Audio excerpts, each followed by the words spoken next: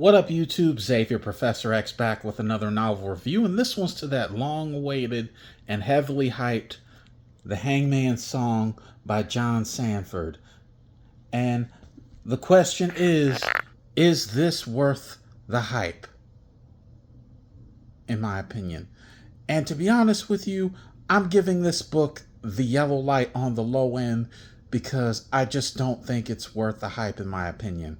I mean, don't get me wrong, it's not awful, but it's not phenomenal either.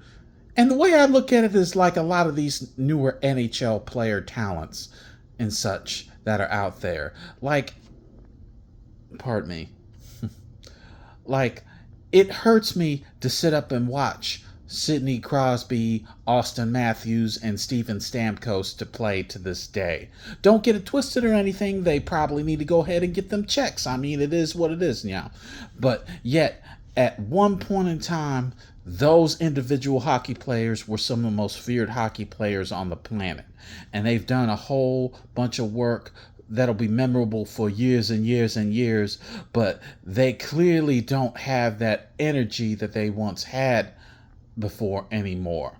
They're just running out the clock at this point.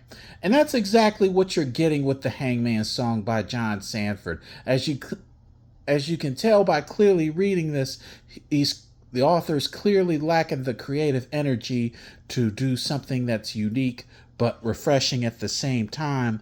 On top of that, he's doing the same formula of setting jumping consistently, and the novels in the kids series just aren't up to the caliber of what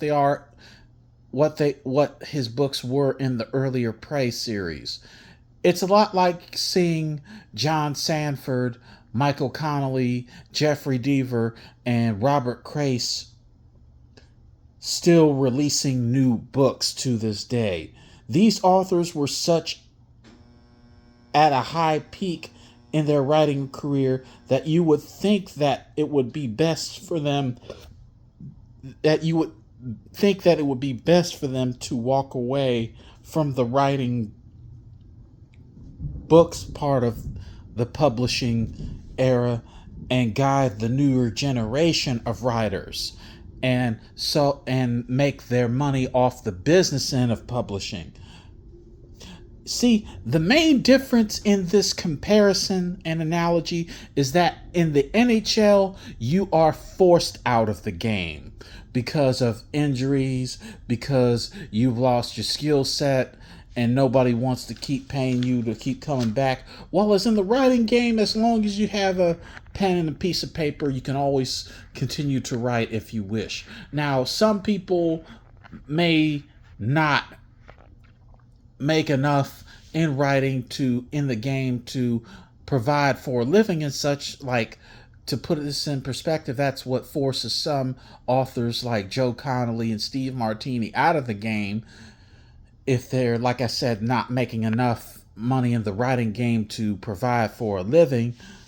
But like I said, as long as you have a piece of pen and paper, you can always continue to write if you wish.